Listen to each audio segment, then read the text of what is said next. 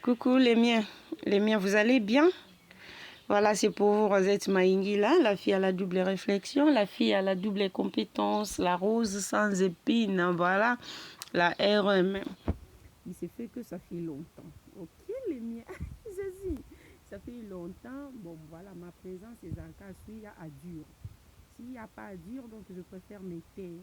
Aujourd'hui, je suis là parce que je dois parler. Il se fait que ma vidéo, les cas, bozomona ndenge nini basakaje ndako ya Fally, artiste oyo aza un vrai patriote, parce que ça on doit le dire.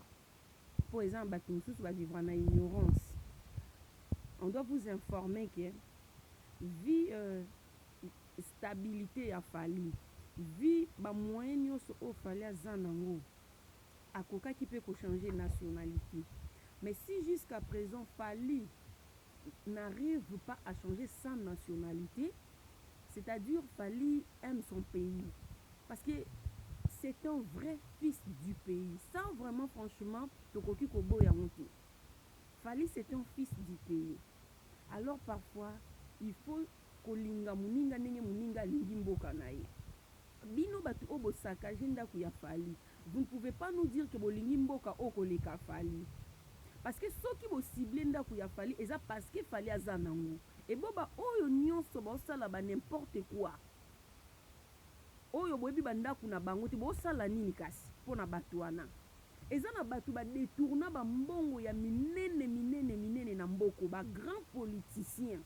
Ba sali makambo ya minene na mboko, ba yibi, ba tongi, ba longoli basi na bango na Kinshasa, ba memi bango libanda mboka, ba vandisa bango, ba siège bango na mbongo ya moyibi ya mboka oyo ba biso ba na mboka tozo souffrir.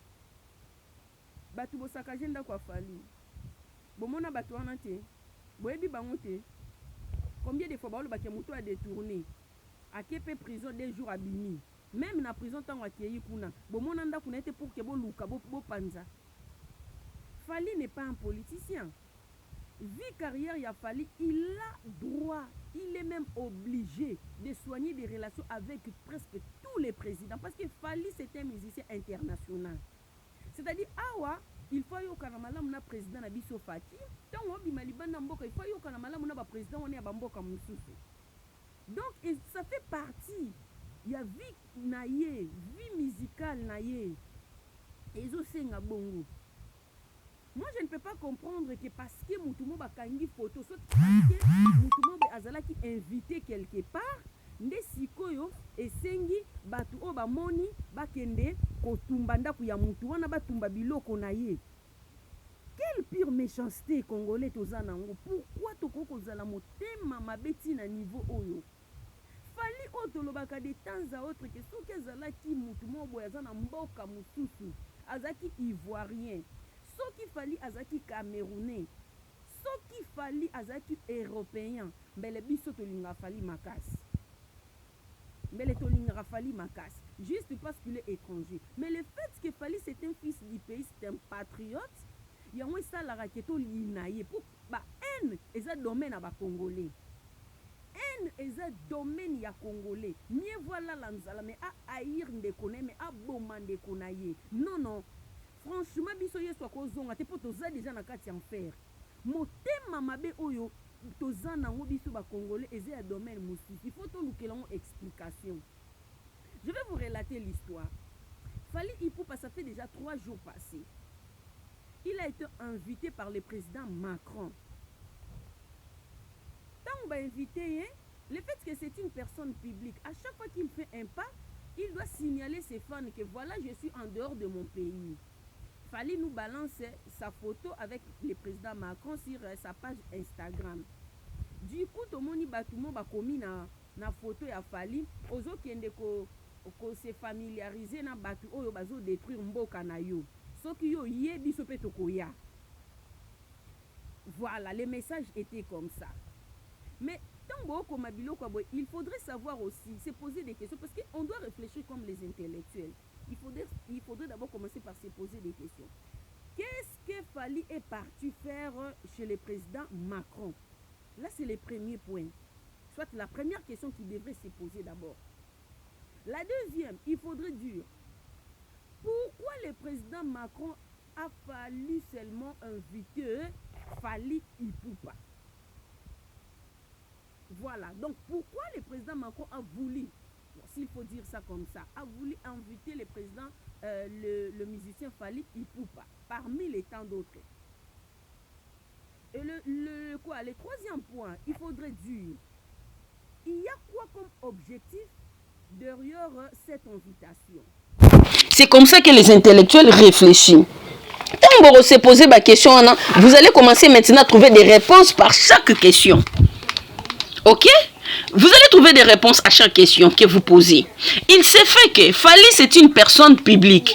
Fally a une popularité qu'on ne peut pas vraiment déterminer. Prévenez, vous avez vu le stade de martyr.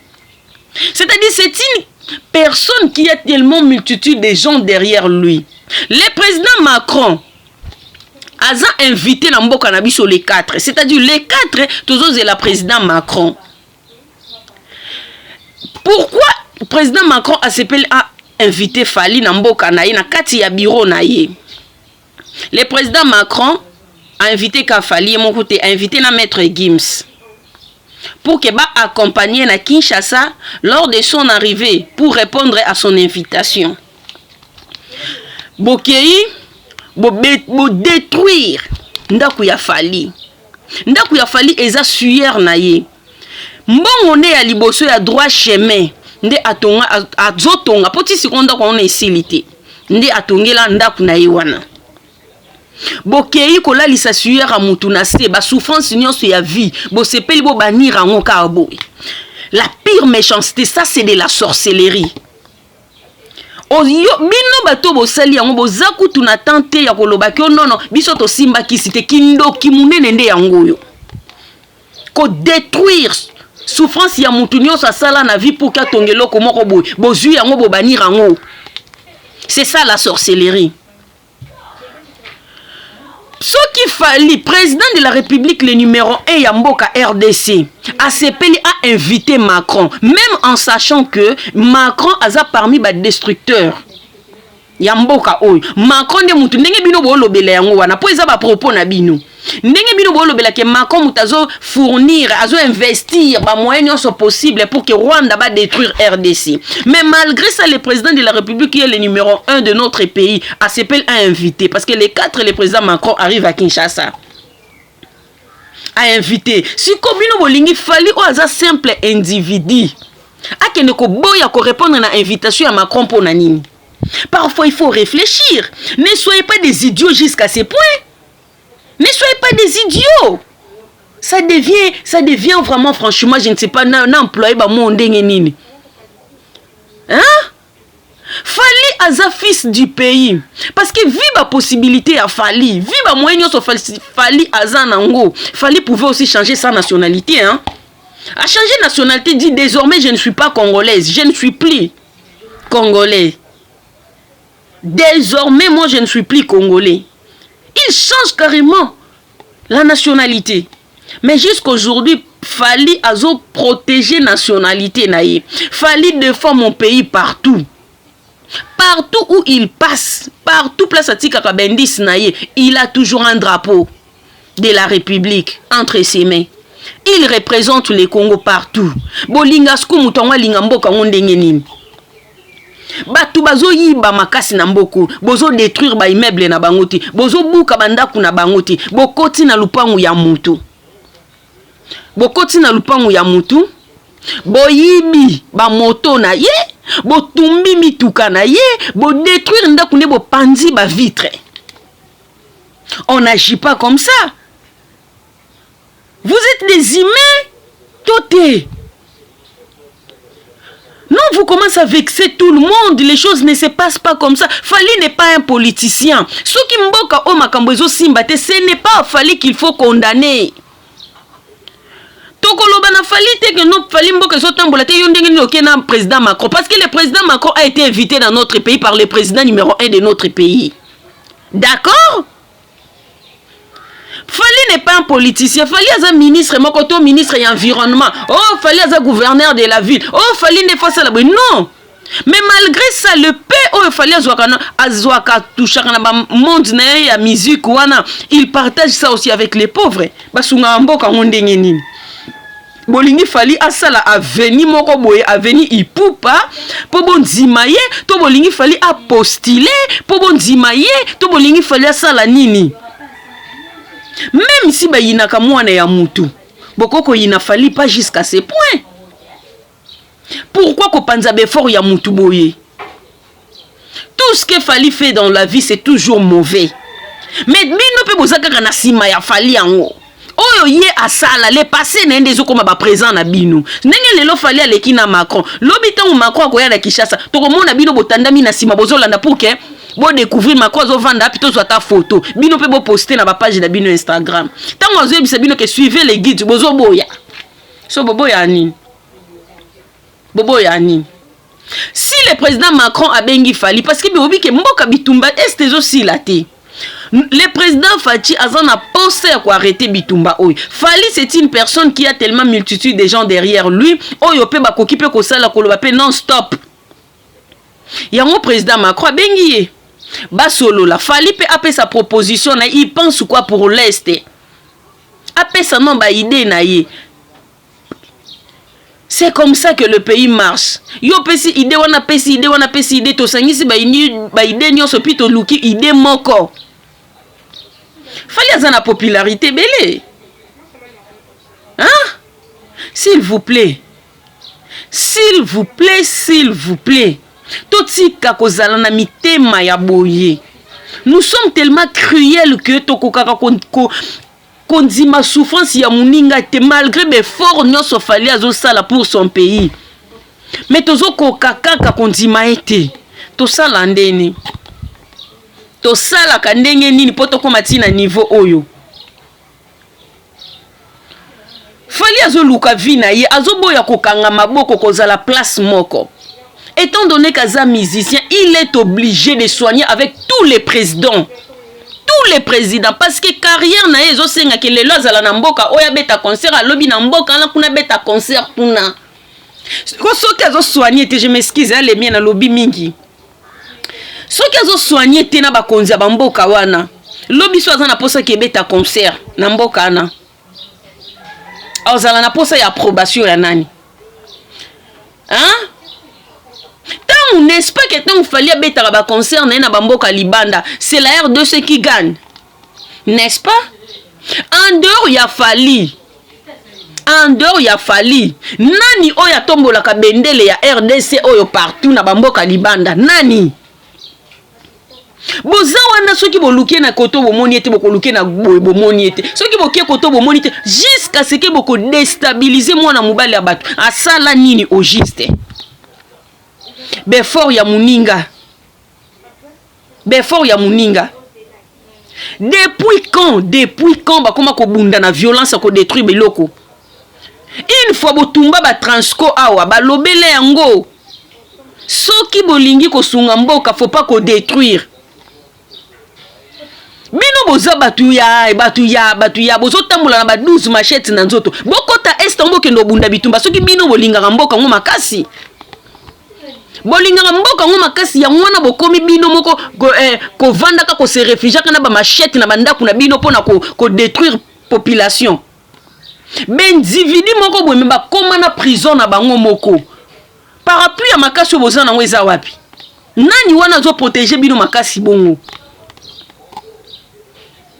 Individu emprisonné muninga ne individu oza politicien te oza président de la république te ministre te gouverneur te juste ba jeune moko ba sangana ba créer pe prison na bango moko bino nde batu bolingi mboka mais mutu oyo azobimisa makambu boye batu nyonso bazomona ka azwi mwa $10 asungi ba orphelin kuna azwi mwa 20 ake kosunga ba femme vieillard kuna yende mutu aza mabe il faut bo détruire batu nde faut ba détruire eza bino.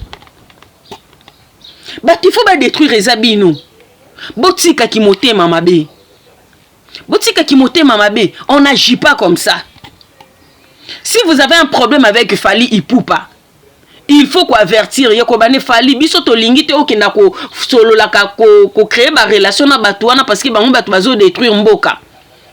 bosaleli ba message soit ndenge lancaki photo na page na Instagram ndenge bo commenter ki bongo amoni déjà siko photo wana eza na relation ni ndako oya tonga na époque kutonga bimisi nzembo ya droit chemin babona RMT faut bo rappeler nga date au droit chemin bima po wana eza mbongo ya droit chemin de tonga immeuble wana photo na Macron akangi yango lelo relation eza wapi nyonso wana parce que bolingi mutu nyonso a souffrir na vie bolingi komona moninga te aseka Congolais faut bima na motema mabe niveau motema mabe toza nango ata to lali na mabele to gêner mboka oyo ko avancer te pour toza vraiment motema mabe ya motema mabe soki to moni moninga ne loko ne to zui motema li kundu to kitisi place wana to détruire ngo ekita to tala ye pas zongela ko futela ndenge biso tozo futela bandako ye pa tambola makolo tozo tumbe mituka tozo yiba ba moto na tozo tekango yesu akozonga tana ba mboka mususu mena RDC oyo ekozala pasi yesu azonga parce que biso awa déjà lifelo déjà yesu nayebi te nzambe soki déjà dindisa biso na kati ya lifelo nde tongo bato bazo zika moto ne motema mbeko ya makasi pozo mona tena yamba nani koto yo po nga moko pe nazopela moto tika kaka to zika oyo nde mboka na biso bato baza motema mabe boete ba vitre nda kwa muninga bozo panza bozo saccager bozo mitema malamu ya wana bazo luka bato wake bunda bitumba este bino bo kende te bobi misandeki bo sala makamuke biso nde pena tonzimi toye na propre volonté na biso botinda biso to kendo bunda bitumba wana tonzimi bino photo kaka ya fali nde yango nde fale bunda bitumba na este bado nyonso fale sala na ba orphelina bino batu bovandi bo ucho buka ndako afali bo sala ngo déjà place nini bozo koko sala ba bien te mais bozo bato liboso ya ko créer la ka baninga ba vie komena ka baninga ba vie difficile eza pasi ya nzamba yoka mawa Fally Ipupa tolobi na oka courage. Le fait que maboko nano ekatani te bakati yo maboko te, c'est-à-dire oza capable ya kosala lisusu makama minene koleka oyo. Alors courage, vas-y, accroche-toi, continue carrière na yo, sala makambo bien, bato ba soutenir ko ba rozalaka wana pona ko soutenir yo. Mais l'État congolais, il faut vraiment bato ba kangama. Il faut ba kangama parce que Fally Ipupa za simple individu neti mutu nyonso. Donc, ce qui a se peli à kanga photo na n'importe qui, tout dépend de lui. Ce n'est pas que ce qui Fally Ipupa kangi photo na Macron à cause de mindu qui nyonso ya Macron aye nango pia bandi ko boma. Non.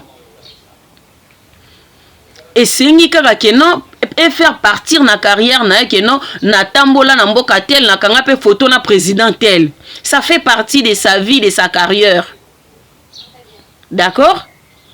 Les miens, je suis désolé si on a vexé. Bino, c'était pour vous, Rosette Mayingila. Si c'est votre toute première fois de me suivre, n'hésitez pas de liker, de commenter, de partager, d'aimer, de s'abonner massivement pour pousser encore votre RM, d'aller encore plus loin, d'avancer encore. Voilà, bisous et portez-vous bien qu'on se retrouve à un nouveau numéro.